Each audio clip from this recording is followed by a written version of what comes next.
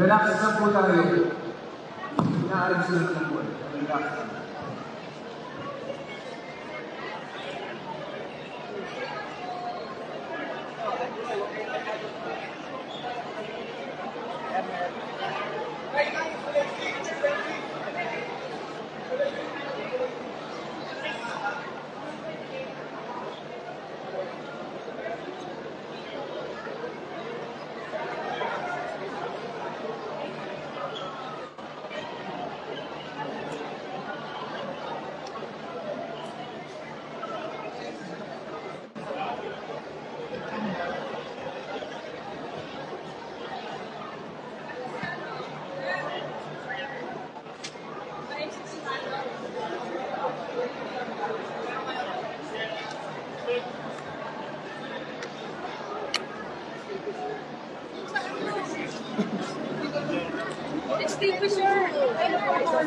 Lapit ka ng konti.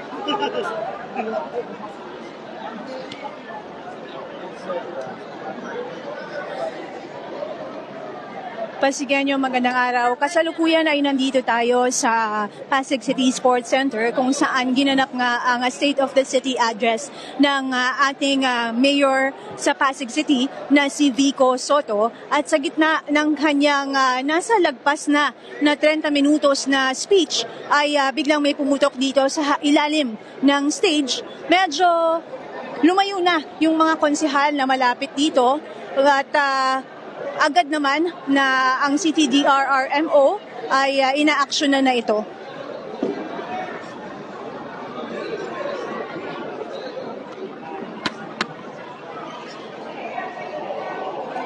Kasalukuyan na ang ilan mula sa BFP ay ina-action na ang nangyari tulad ng ating binanggit kanina sa gitna ng speech ng alkalde na si Vico Sotto nang biglang may pumutok sa ilalim ng kanyang kinatatayuan na stage. Sa una ay hindi agad napansin ng mga Pasigenyong nandito kung ano yun hanggang sa umusok na nga.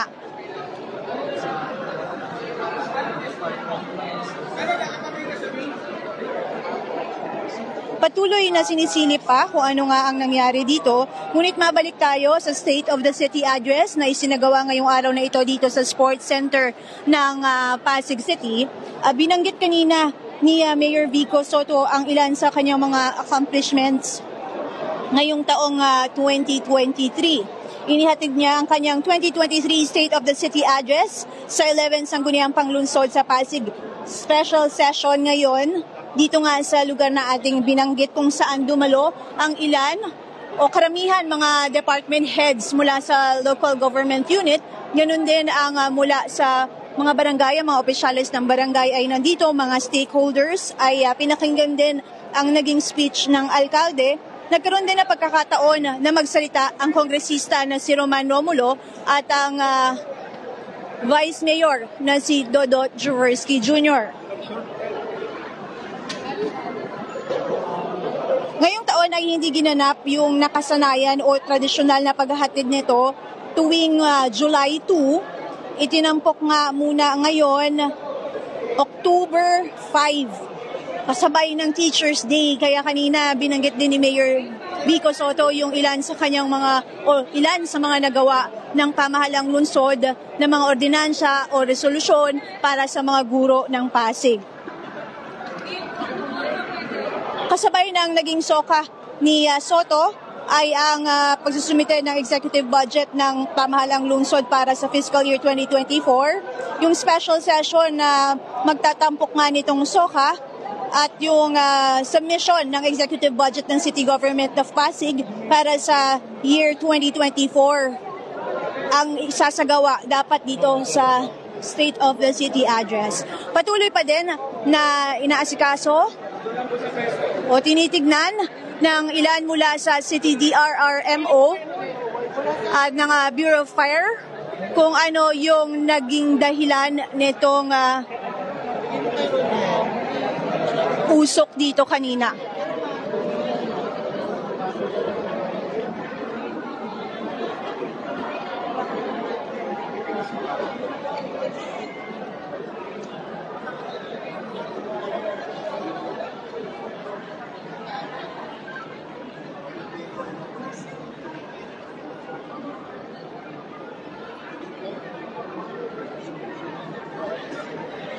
Uulitin lamang natin para sa mga Pasigueño na ngayon pa lamang nakakapanood ng ating inihahatid na live na balita.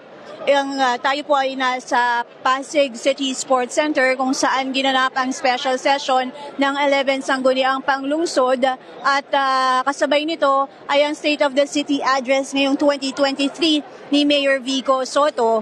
At sa gitna ng kanyang naging speech ay nagkaroon ng pag-usok mula dito sa ilalim ng stage.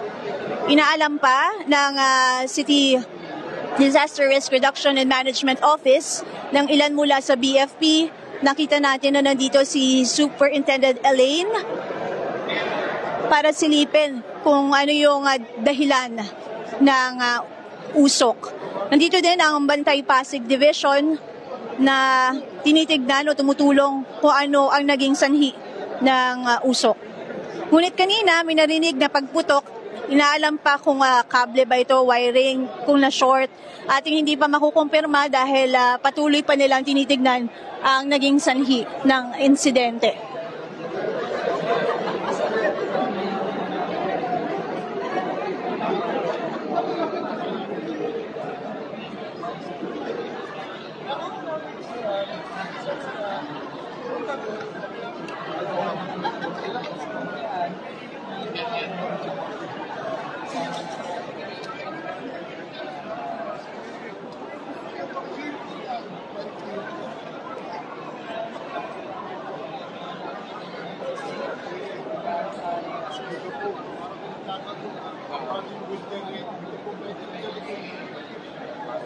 Hindi pa natin masasabi kung itutuloy nga itong SOCA ni Mayor Vico o i-reschedule pa ito. Mamaya susubukan nating alamin mula sa mga opisyales. Kasama po natin ngayon si Ms. Berna.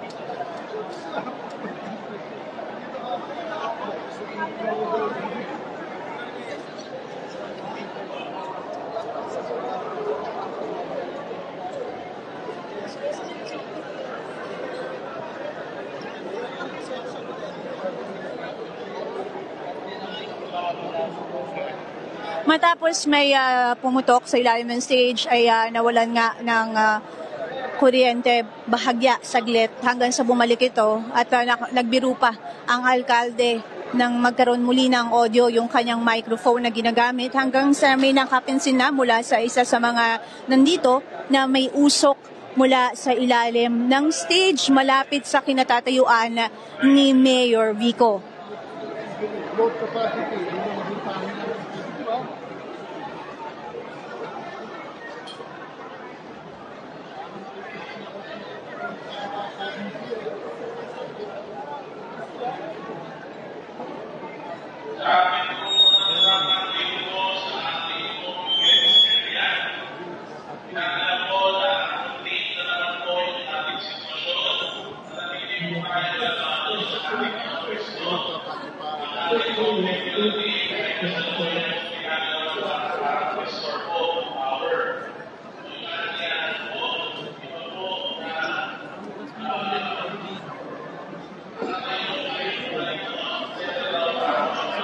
Ngayon po interview natin si Ms. Luan Cañas ng Chinese Market. Ano sa kanyang opinion?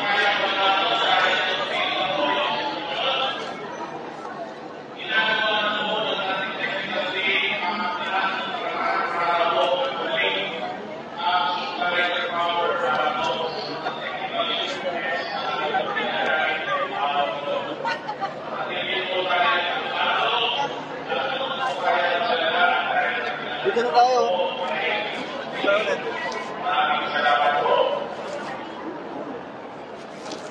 Hindi mukhang okay na yung sound system. Balik na ano. Tayo mo na. At nagbigay ng maikling mensahe si Mr. Allen Angeles at ayon naman sa kanya ay safe naman daw po tayo dito at hindi pa natin nakukumpirma kung matutuloy nga itong State of the City address ni Mayor Vico at tiniyak naman kanina ni Allen Angeles ng LGU natin na maayos ito at safe naman ang lahat.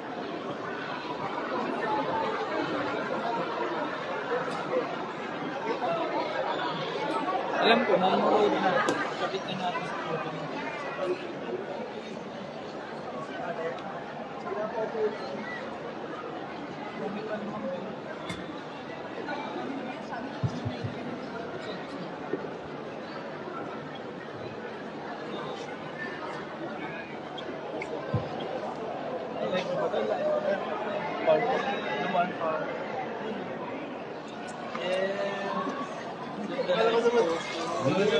So, andito po ngayon si Sir Kevin.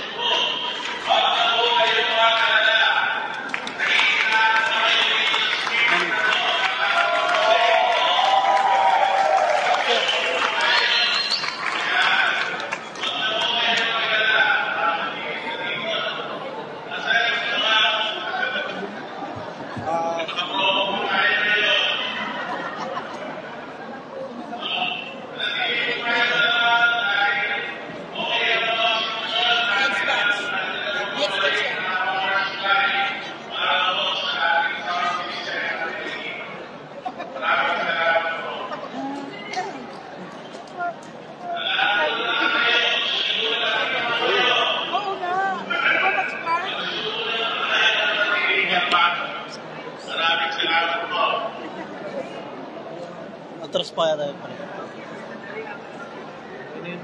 Nakati po Local Finance Committee. Magandang hapon po.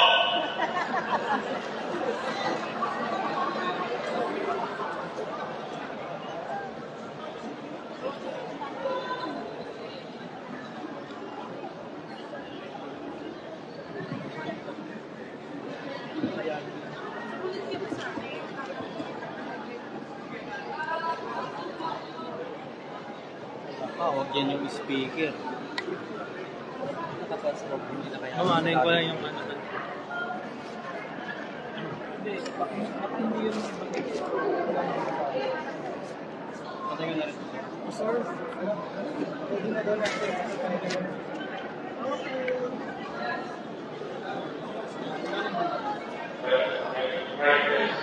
Search mo muna.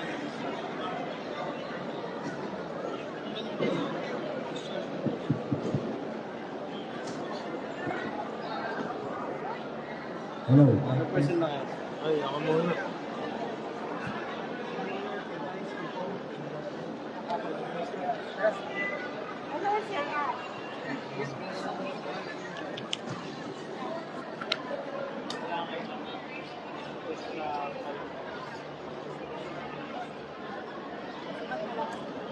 Hindi pa na ako.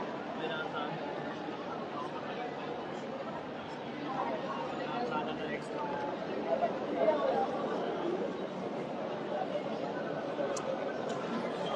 Pinakaharap ko eh.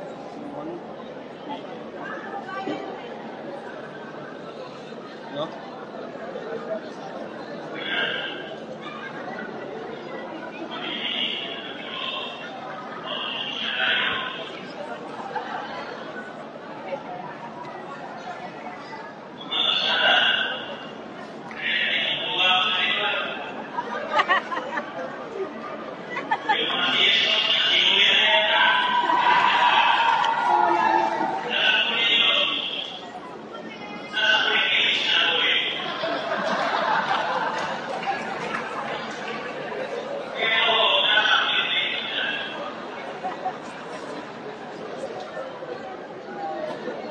At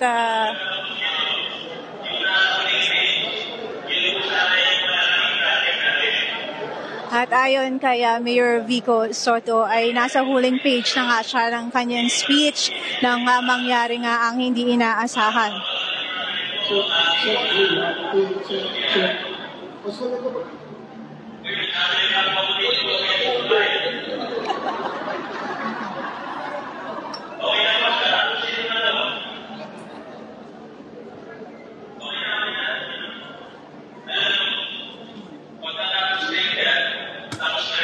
Check 3, 1, 2.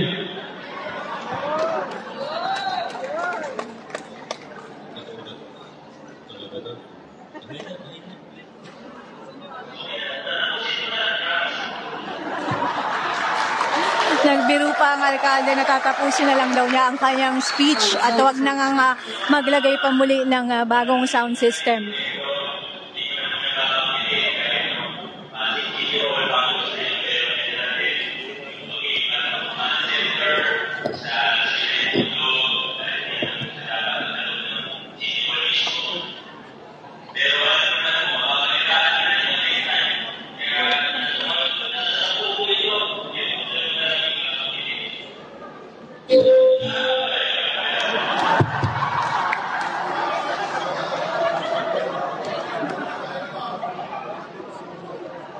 Totoo na ba ito? Okay po sa likod.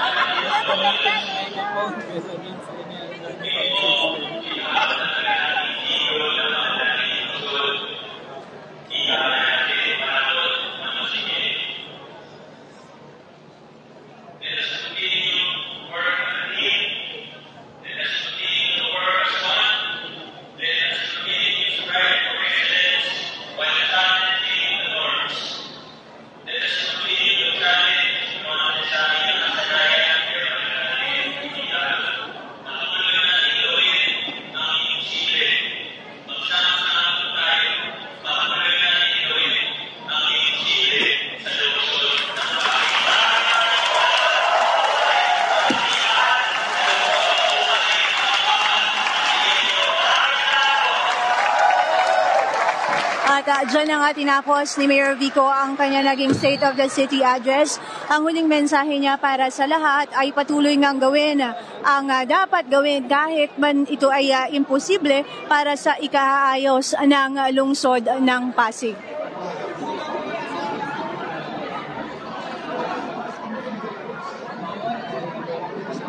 Come on, come here.